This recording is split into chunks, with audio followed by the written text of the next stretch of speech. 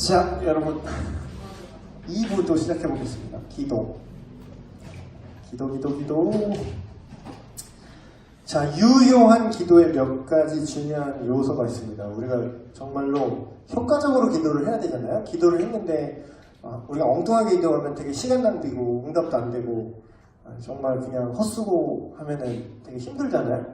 그래서 정말로 유효한 효과적인 기도를 할 때 우리가 어떤 요소를 고려해야 되는가? 첫 번째, 이거 잘 안 되는 거죠. 보통 기도할 때는 자기의 뜻을 관철시키려고 해요. 근데 이게 인간이기 때문에 어쩔 수 없는 부분이긴 한데, 인간이 자기중심적으로 생각하게 되는 것 자체가 죄의 어떤 시작이죠. 그러니까 하나님 중심에서 살다가 내 자아 중심으로 사는 것 자체가 이제 인간의 어떤 죄악된 존재의 시작인데, 기도할 때조차 그렇게 접근을 한다는 거예요. 아까 제가 예를 든 게, 내가 필요하니까 내놓으셔야. 그거 어쩌라고. 그걸 하나님이 해줘야 돼? 그러니까 거꾸로 입장 바꿔서 생각해보세요. 내가 아무리 돈이 많더라도 누가 와서 돈 주셔. 왜요? 당신 돈이 많으니까 이거는 말이야 맞고야.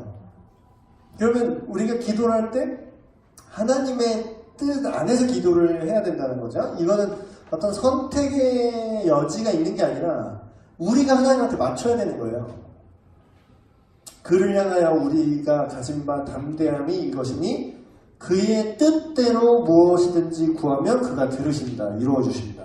아까도 계속 연결되는 거지만 그의 뜻대로 구하는 게 뭐라고요? 예수 그리스도의 이름으로 기도하는 거랑 똑같은 말이에요. 예수님이 기도를 가르칠 때 뭐라고 하셨죠? 네. 먼저 그 나라와 그 의를 구하라. 그럼 예수님이 그렇게 기도하라고 했잖아요. 그러면 먼저 하나님의 나라와 하나님의 의를 위해서 구하는 것이 어떻게 기도하는 거예요? 예수님의 이름으로 기도하는 거예요. 여기 나온 것처럼 예수님 스스로도 그렇게 기도하셨죠? 그러나 십자가 이제 사역을 앞두고 기도하실 때 나의 원대로 마옵시고 누구의 원하시는 대로 하시옵소서. 아버지의 원대로 하시옵소서. 그래서 주기도문을 우리가 습관처럼 막 하는데 뜻이 하늘에서 이루어진 것 같이 땅에서도 이루어지다라고 하는데 이제 우리나라 말로 잘 번역이 안 되는 게 이제 미래 완료 표현이죠. 아직 안 됐는데 그렇게 될 게 너무나 확실하기 때문에 된 거나 다름없습니다. 이런 표현할 때 지이다. 뭐 영어 번역에는 will be done 이렇게 해요. will be는 미래의 어떤 시점에 그렇게 될 것을 원합니다. 이런 느낌인데 done는 뭐예요? 이미 됐다 할 때 well done 잘했어. 이미 끝났어. 잘 됐어. 이럴 때 done 하잖아요. 그래서 will be done 이렇게 얘기하는데 우리가 이 말은 무슨 말이냐면 하나님의 뜻은 그냥 이루어진다는 거예요. 그럼 우리가 하나님의 뜻을 반대로 역으로 생각했을 때 우리가 하나님의 뜻을 벗어나는 기도를 백날 해봐야 어떻게 된다고요? 그건 안 이루어지는 거야. 그냥 이건 답정너가 아니라 그냥 그런 거예요. 원래 하나님의 뜻을 벗어나는 일이 이루어지지 않는다니까요. 전지전능함에 대해서 섭리에 대해서 얘기할 때 설명한 개념이죠. 그렇기 때문에 우리가 성경을 알고 그 의미를 이해하는 것, 지금 우리가 교리를 배우는 것은 하나님의 뜻대로 우리가 기도를 하기 위해서 가장 중요한 거죠. 배우고 기도. 그러니까 배우지 않으면 기도를 할 수 없는 건 아니에요. 그렇지만 효과적인 기도를 하려면 하나님의 뜻이 무엇인지 큰 뜻도 알아야 되고 내 삶의 어떤 디테일한 선택의 그 순간들 속에서 그 작은 세부적인 그런 뜻을 저울질할 줄 알려면 기준이 있어야 돼요. 나한테. 그 기준이 뭐예요? 예수 그리스도의 이름으로 사는 게 뭔지를 알아야 된다는 거죠. 그래서 하지만 때때로 우리가 구체적인 어떤 사안에 대해서는 하나님의 분명한 의도를 모를 때가 많죠. 사실. 그럴 때는 어떻게 해야 되냐? 계속해서 기도하는 과정 속에서 우리가 뭔가 분명해지고 기도에 대한 방향이 구체화되는 경우도 많다라는 거예요. 그래서 성급하지 않게 하나님의 뜻을 이해하려고 힘쓰며 기도하는 것이 필요하다. 둘째, 믿고 기도해야 된다. 그러므로 내가 너에게 말하노니 무엇이든지 기도하고 구하는 것은 받은 줄로 믿으라. 그리하면 너에게 그대로 되리라. 근데 이게 참 오해가 많은. 여러분 이렇게 배워야 돼. 이래서 배워야 돼요. 카더라, 교회 안에서 카더라 통신이 너무 많아. 근거는 없어. 그냥 누가 교회에서 교회 언니 오빠가 그냥 그랬어. 교회 형이 그랬어. 내지는 뭐 교회 선생님이 그냥 얘기했었는데, 물론 교회 선생님들이 여러분처럼 지금 제대로 좀 잘 배워서 앞뒤 맥락을 알고 잘 가르쳤으면 문제가 없는데, 이게 좀 띄엄띄엄 가르쳤어요. 그러면 이제 문제가 심각해지는 건데, 그 예를 들면 이런 거예요. 믿음으로 기도하는 걸 여러분 어떻게 배웠어요? 여러분 어떻게 알고 계세요? 믿음으로 믿어. 믿습니까? 아멘 하세요. 믿음으로 기도해야 돼. 맞자 시간은 야 믿어. 믿음이 야 믿어하면 믿어져요?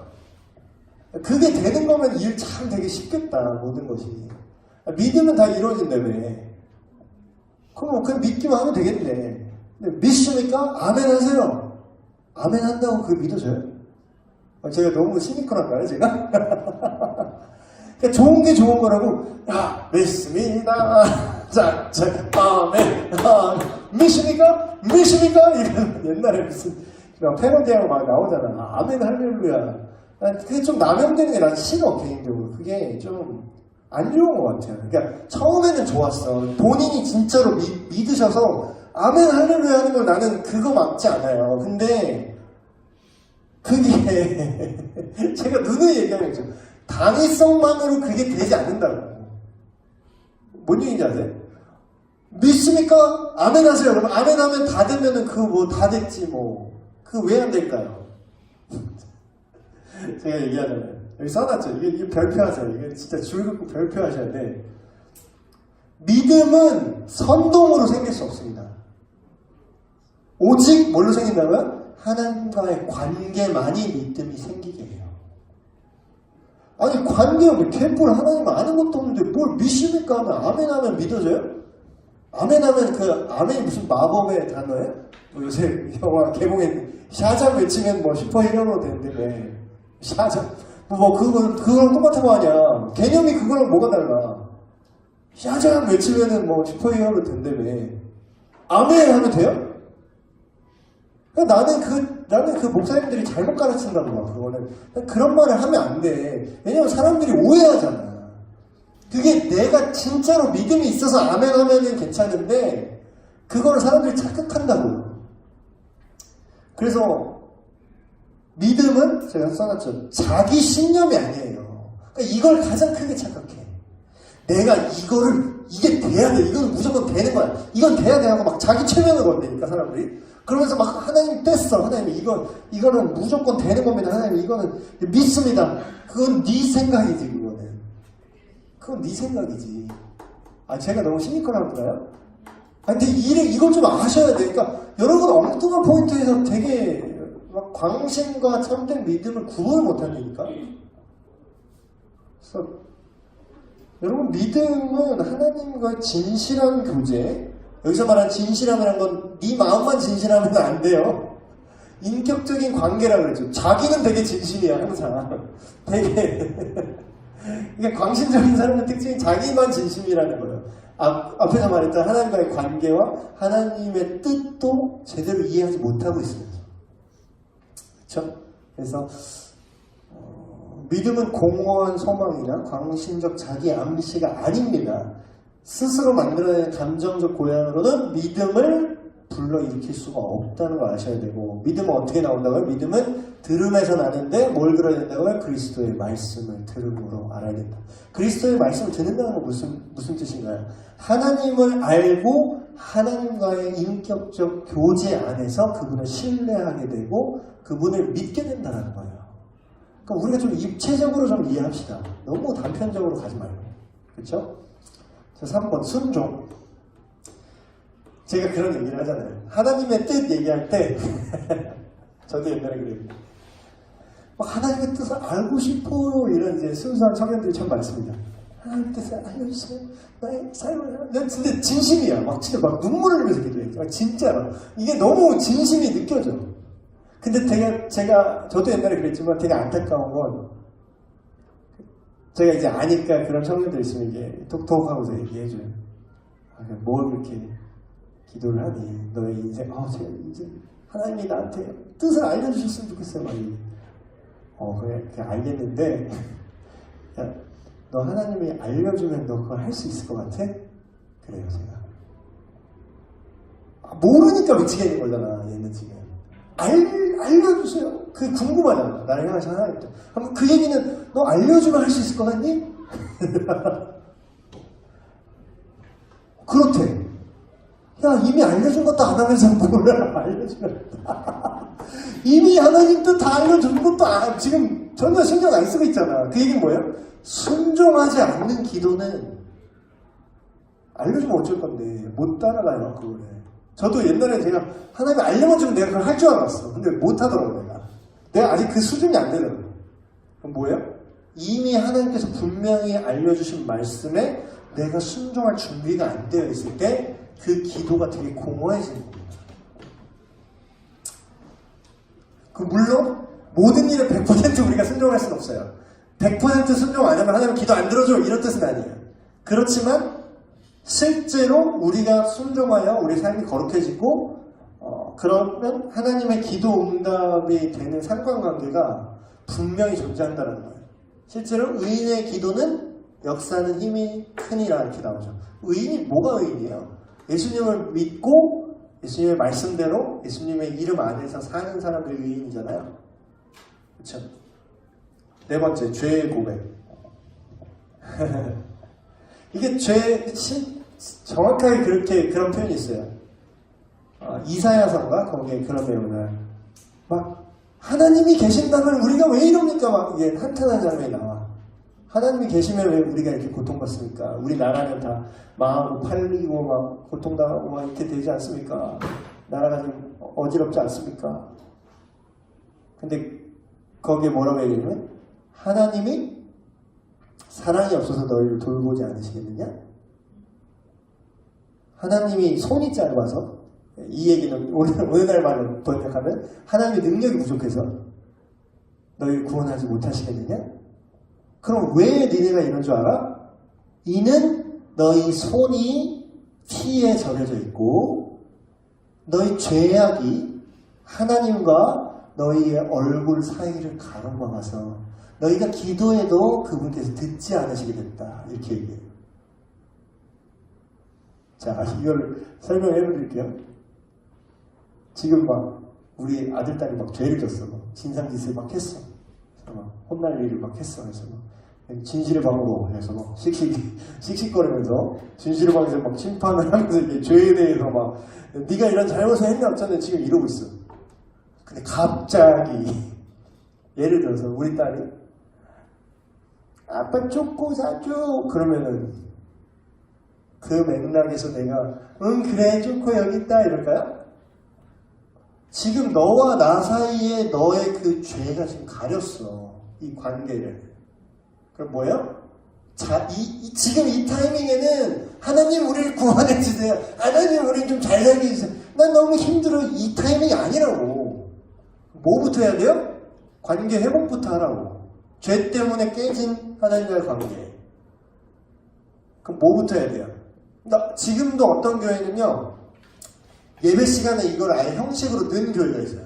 처음에 딱 예배 딱 시작할 때 회개 기도합시다 이런 교회 있어요. 자, 우리 회개 기도합시다. 그걸 해야 하나님께서 들으시니까. 근데 이제 그거는 어떤 성경적인 근거가 있죠, 확실히. 근데 이제 그것도 또 매너리즘 되면 또 이제 안 되는데 뭐든 이제 화석화되면 위험한 것 같아요.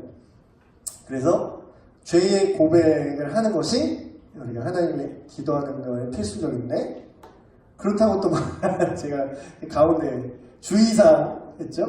죄의 고백은 반드시 자발적이어야 하고 그리고 타인한테 고백할 경우가 있어요. 하나님한테는 또 얘기하는 거지만 이제 우리가 서로 죄의 고백을 통해서 여기 써 있는 것처럼 너희 죄를 서로 고백하면 병이 낫기를 기도하기 위해 서로 기도하라.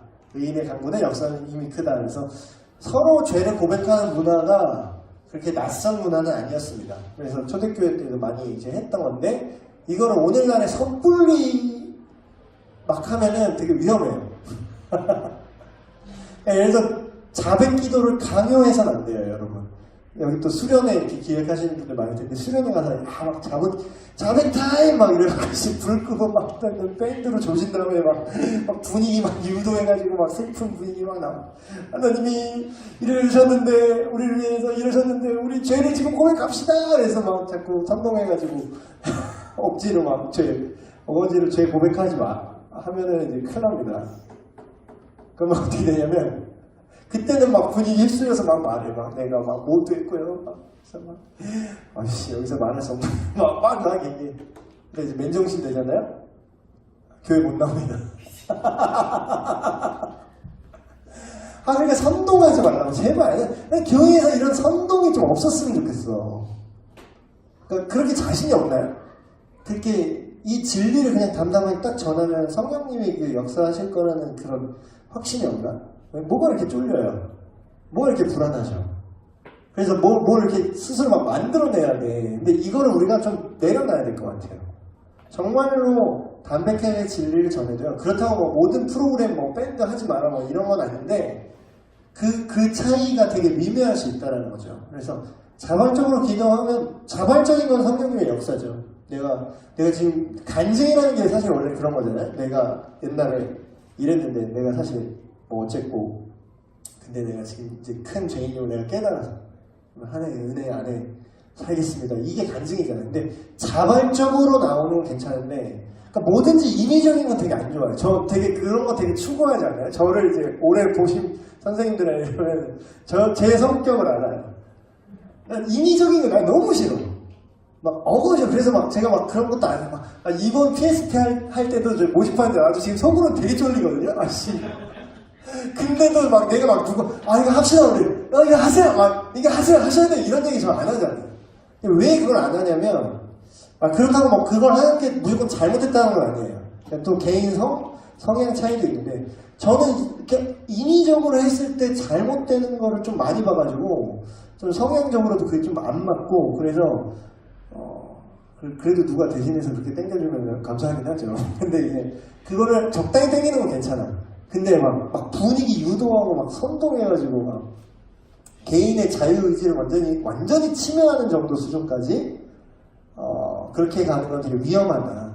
그래서 죄에 대한 고백도 감당할 만한 사람 안에서 고백을 해야 된다.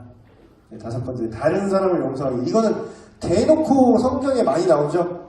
네. 몇 달란트 뭐 이렇게 조금 빚진 자가 풀어줬더니 막 더 조금 빚진 자 내놓으라고 하다가 이제 너 뭐냐 하고서 다시 잡아간 그런 비유도 있고 실제로 우리가 맨날 하는 주기도문에 뭐가 들어있죠? 우리가 우리에게 죄진 자를 사해준 것 같이 우리에게 사해 주셨고 그러니까 이게 뭐냐면요 어떤 사람은 또 너무나 항상 이제 선 넘는 애들이 있어. 그냥 선을 넘으면 안 되는데 또 선 넘는 사람 중에 이런 분들이 있어요. 야, 우리가 우리 죄를 하나라도 남을 용서하지 않은 게 하나라도 있으면 우리 지옥 가. 이런 사람이 있었다. 자꾸 그걸 교리로 자꾸 만들려고 해도 이 사람 또 선 넘네. 이게 그런 기계적인 뜻이 아니라요. 그러니까 이 자세를 말하는 거예요. 마음의 자세. 우리가 다른 사람의 죄를 분명하게 내가 용서를 못하고 있어요. 예를 들어서. 근데 내가 그 사람에 대해서 어떤 사람과의 관계에 있어서 용서를 못하고 마음에 계속 품고 있는데 하나님한테 내가 용서를 해주세요라고 말할 수 있나요?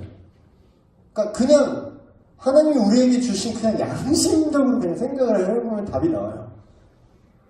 그러니까 우리와 하나님과의 관계 안에서 올바른 자세에 대한 얘기예요, 이거는. 그러니까 내가 누구 용서 안 했는지 내가 기억도 못 하는데 그럼 내가 그 죽기 전에 일이라도 회개 안 한 거 내가 기억해내서 그거 누구 용서 기도 안 하면 나 지옥 가나? 그런 유치한 얘기가 아니라 요 맥락과 이 자세. 우리가 다른 사람의 이건 예배하고도 연결돼요. 내가 누구랑 다퉜는데 그 마음에 사랑하지 못하는 마음이 있는데 헌금을 드리지도 말라 그래. 심지어 냅두고 그들과 가서 회복을 하고, 그러니까 이 말씀의 취지는 뭐냐면요, 우리의 믿음과 우리의 삶이 투 트랙이 아니라는 걸 얘기하는 겁니다. 원 트랙이에요. 하나님은 교회 안에서만 하나님이 아니라 교회 밖에서도 하나님이고, 교회에서 그렇게 행동할 거면 밖에서의 관계도 풀고 들어와야 된다는 거지. 그래서 근데 이게 안 됐던 사람들은 이제 그렇게 사는 거지. 집안에서는 막 개뿔 집에서 어머니 입장은 애들 밥은 안 해줘도 교회 밥은 해줘. 교회 식당 밥은 해. 그러면 애들이 이건 그냥 다 100% 시험각이에요. 이거는 100% 시험당하고요. 그러니까 왜 투 트랙으로 사냐고. 원 트랙으로 가야지. 그래서 밖에서 죄 용서를 못했으면 교회 와서 근데 용서해달라고 그래. 이건 투 트랙이잖아요. 원 트랙으로 가야 된다는 취지로 이제 이 말씀이 있는 거죠. 겸손. 제가 예를 정확하게 들어놨어요. 바리새인의 외식하는 기도는 하나님 듣지 않으시고, 세리, 내가 차마 나를 불쌍히 여기시도 나는 주님을 볼 수도 없는 죄인입니다.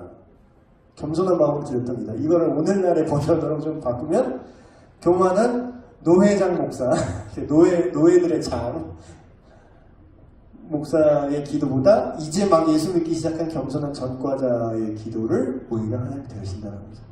세리는 그 당시에 범죄자가 거의 범죄자지.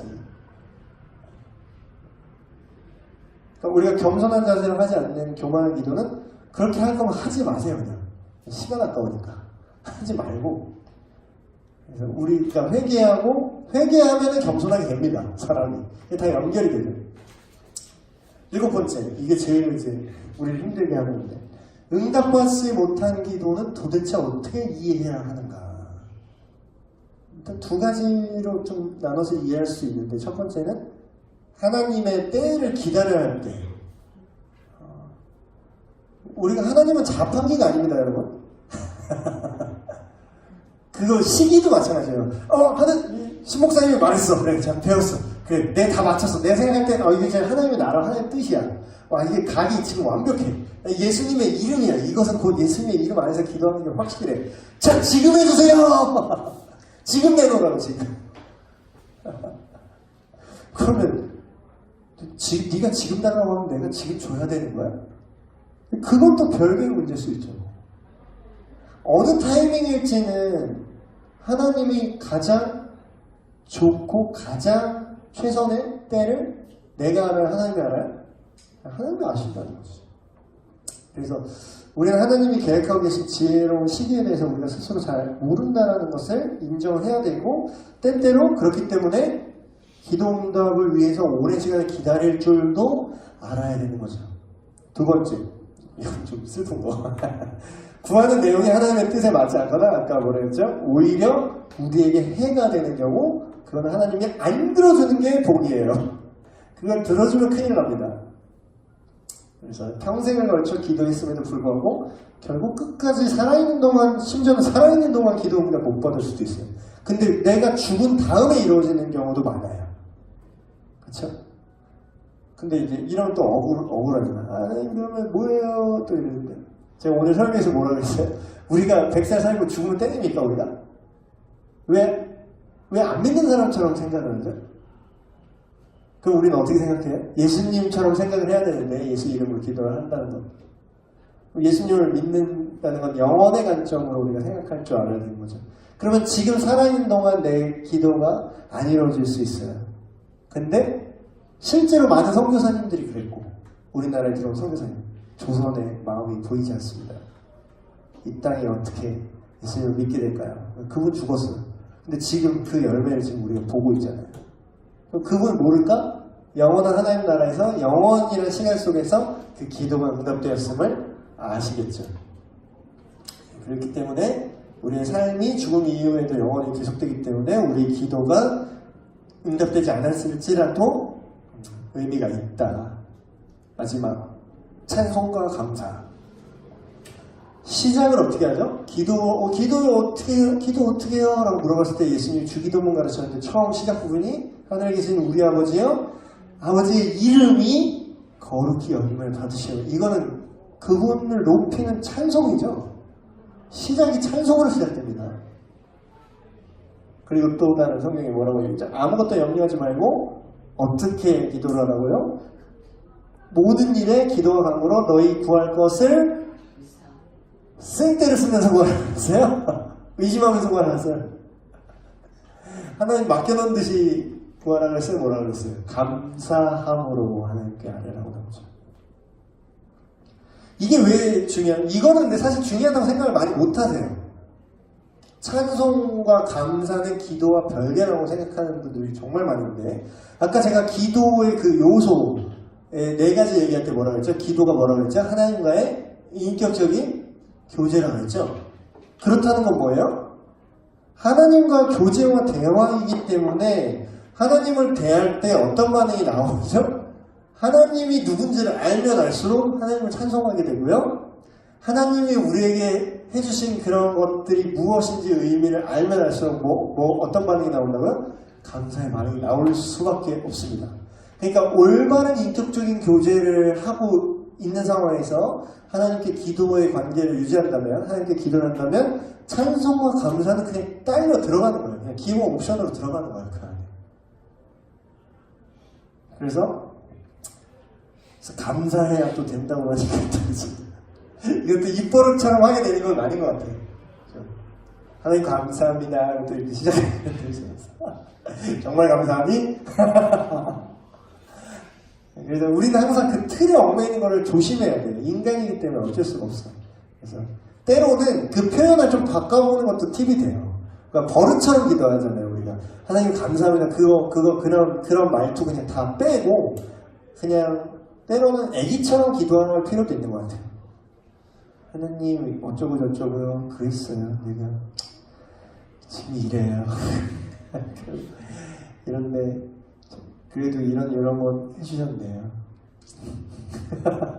그래서 좀 이렇게 워딩을 좀 바꿔보고 좀 일상 평상문이라고 할까요? 평상문으로 기도를 좀 대화하는 형식으로, 이걸 대표 기도 때 못하시니까 혼자 기도하실 때 그런 거를 이제 잘 못하시겠으면 좀 혼자 이제 나레이션도 해보시고 녹음해놓고 이제 풀리면 흑역사 공개되는 거고. 근데 이제 그런 것들이 되게 강력한 기도가 됩니다. 진실하게 기도할 수 있는 어떤 일종의 도구가 될 수 있어요. 그래서 그런 것들을 많이 한번 해보시고, 실제로 기도를 잘하시는 분들은 기도의 형식이 없어요. 저희 어머니도 이제 또 한 기도 하시는 분이었는데, 지금도 하시는지 모르겠네. 분이 없는데 아니면 돌아가신 것 같은데 지금 잘 살아계시고요. 제 생각엔 저희 어머니 기도를 참 잘하시는 것 같은데, 저희 어머니가 되게 아이 같으세요. 이렇게 저희 아버지가 되게 불같으신 반면 저희 어머니 되게 호모 할머니 같은, 그래서 이 합치니까 그나마 이제 밸런스가 맞았던 거지. 저희 어머니는 기도를 하실 때 진짜 애같이 기도하세요. 지금도 되게 애같이 기도하세요. 하나님 막 이런 식이야. 근데 이제 그거를 막 이게 대놓고 이렇게 제 앞에서 이렇게 기도를 하지 않는데 이렇게 하다 이렇게 듣게 되잖아요. 어쩌다가. 그러면은 그게 약간 진짜 넋두리 하듯이 기도하죠. 중얼중얼 공지라고 이렇게 얘기하시는데 그 내용이 다 되게 진실해. 근데 이제 그런 기도가 오히려 되게 미사용 많고 막 공식적으로 막 하나님 감사합니다, 예수님 이름으로 기도합니다 막 이렇게 하는 것보다 훨씬 영향가가 있는 기도 같아요. 그래서 여러분도 그렇다고 뭐 무조건 형식을 파괴하는 게 답이다라는 건 아닌데, 기존에 예수님의 이름으로 기도합니다, 아멘 기도하시든 어떻게 기도하시든 상관없는데 그 본질, 지금 말했던 이 모든 기도에 대한 맥락과 그 내용들을 다시 한번 잘 이렇게 생각해 보시고, 왜 그런 거잖아요. 평생 할 거면은 지금 업그레이드 시켜놓는 게 평생 이득이죠. 좀 이따 나중에 하자. 근데 우선순위 밀리잖아요. 뭐 게임을 하더라도 이게 계속 영향을 미치는 것부터 먼저 업그레이드를 하셔야 돼요. 그게 되게 효율적인 거예요. 그래서 이거는 진짜 되게 중요한 것 같아요. 이게 되게 실천적인 교리 중에서 이제 지금 구가 한 게 정말 실질적인 문제라서 요거를 여러분 내용 요약 질문 뭐 많이 잘 해보시고 개인적인 적용도 꼭 해보시길 바랍니다. 그래서 여러분의 기도 생활이 풍부해지잖아요. 여러분의 기도의 질이 높아지잖아요. 그러면 여러분이 사는 삶에 힘이 생기고 여러분이 예수님을 따라간다는 거에 정말 힘이 실릴 거예요. 그래서 기도는 진짜 포기할 수 없는 하나의 축이고요. 두 개의 축을 고르라면 말씀과 기도예요. 말씀과 기도. 기도는 여러분이 갖고 있는 말씀을 실제로 사용하고 휘두르는 거에 가깝고요. 말씀은 그 질 자체를 세우는 거죠.